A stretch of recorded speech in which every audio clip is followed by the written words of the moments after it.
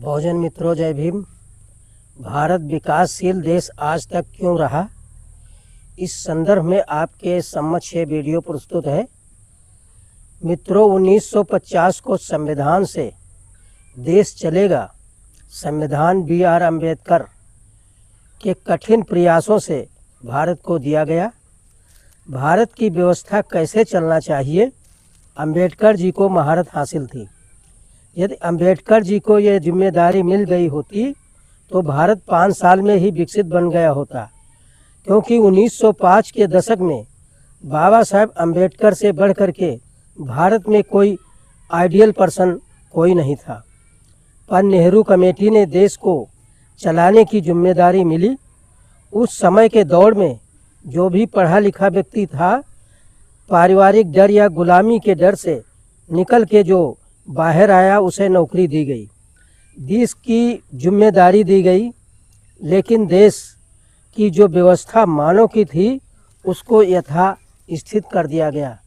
यदि मित्रों वीडियो अच्छा लगे तो लाइक, शेयर, सब्सक्राइब, कमेंट करते जाइए।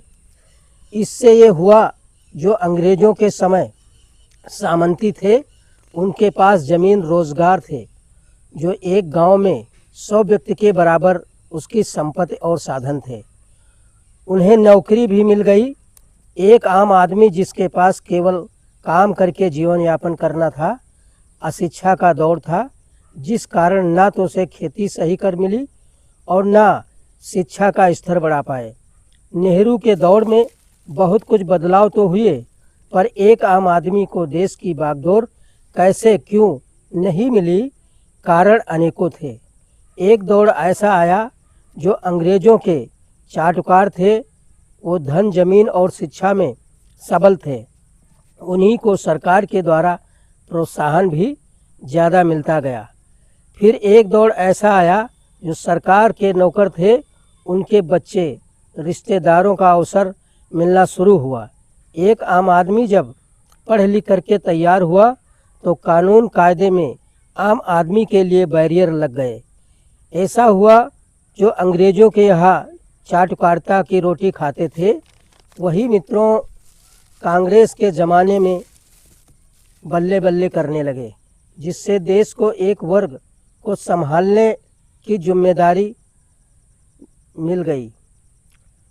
वो एक वर्ग भारत को चलाने की हिम्मत किसी को नहीं है, लेकिन यह क्रम आज तक जारी है, जिससे एक वर्ग अपने हित में सुरक्षा, शिक्षा और नौकरी, व्यापार आदि में अपने वर्ग को प्रथम वरीयता देता रहा है, जिससे अन्य वर्ग जिनकी संख्या अधिक थी, जिम्मेदारी बड़ी थी, उसकी एक वर्ग जिम्मेदारी 80 सालों से ढो रहा है, जिससे भारत में गरीबी, अशिक्षा और व्यापार गरीबी की सीमा को क्रॉस कर गया। भारत जो वर्ग देश का नेतृत्व करते चला आ रहा है, उस वर्ग की संख्या बहुत तो कम है।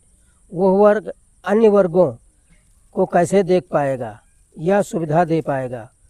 उनके हिम्मत इतनी किसी वर्ग में नहीं है, जिससे देश में वो कानून आए, जिससे देश की संपत्ति एक वर्ग में जमा होती गई। अब देश 140 करोड़ का हो गया है, जिससे बहुसंख्यक वर्ग नौकरी और रोज़गार, व्यापार, न्याय के लिए उन्हीं से संघर्ष करने के लिए कोशिश कर रहा है। यदि जितनी जिसकी संख्या उतनी उसकी सत्ता, नौकरी, व्यापार और ज़मीन आदि में भागीदारी नहीं मिली, तो एक वर्ग से विषम परिस्थितियां आने वाले समय में देखने को मिल सकती हैं। मित्रों, जय भीम।